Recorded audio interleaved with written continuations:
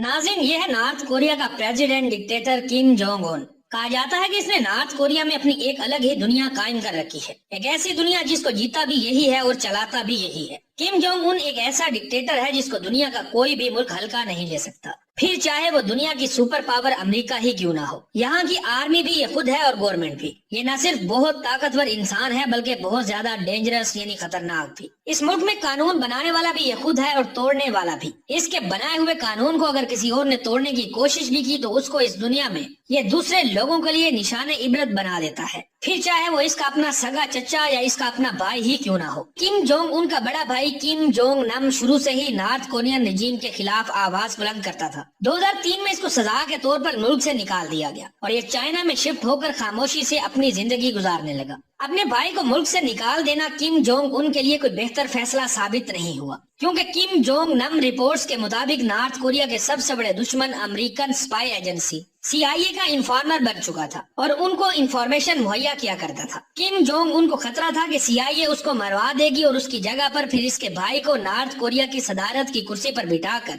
अपनी मर्जी के फैसले करवाएगी। लिहाजा अब ये मसला किम जोंग उन के लिए गले की हड्डी बन चुका था, जिसका सर कुचलना बहुत जरूरी हो चुका था। 13 फरवरी 2017 को किम जोंग नम कुआलालंपुर से मकाओ जाने के लिए कुआलालंपुर इंटरनेशनल एयरपोर्ट में दाखिल हुआ तो इनको इस बात का बिल्कुल भी पता नहीं था कि इनकी जान का दुश्मन गिरोह पहले से ही इनका एयरपोर्ट पर इंतजार कर रहा है। इस काम को मुकम्मल करने के लिए बहुत ही आला दर्जे की प्लानिंग की गई थी, जैसा कि हॉलीवुड फिल्मों में दिखाई जाती है। एक कोरियन आदमी ने खुद को प्रोड्यूसर जाहिर करके 2 खवातीन को ये कहकर हायर किया कि वो एक कॉमेडियन शो कर रहा है। इनमें से एक खातून का ताल्लुक वियतनाम से जबकि दूसरी खातून मलेशिया से थी। इन लेडीज को ये बताया गया कि वो एक प्रैंक शो कर रहे हैं जिसमें अनजान लोगों के चेहरों पर ऑयल लगाकर उनका हिडन कैमराज में रिएक्शन रिकॉर्ड करना है। दोनों लेडीज का कॉन्फिडेंस इम्प्रूव करने के लिए ये प्रैंक कई बार शूट किया गया, जिसमें आम ऑयल का इस्तेमाल किया गया। मगर इन दोनों खवातीन को इस बात का बिल्कुल इल्म नहीं था कि एक दिन इस प्रैंक से इनकी जान खतरे में पड़ जाएगी। 13 फरवरी 2017 को इस किराए के प्रोड्यूसर ने दोनों खवातीन को कुआलालंपुर इंटरनेशनल एयरपोर्ट पर बुलाया। नॉर्थ कोरिया के सदर का भाई किम जोंग नम जैसे ही एयरपोर्ट में दाखिल हुआ तो प्रोड्यूसर ने इशारा करके इन लेडीज को बताया कि इन्होंने अब ऑयल इस टारगेट के फेस पर लगाना है।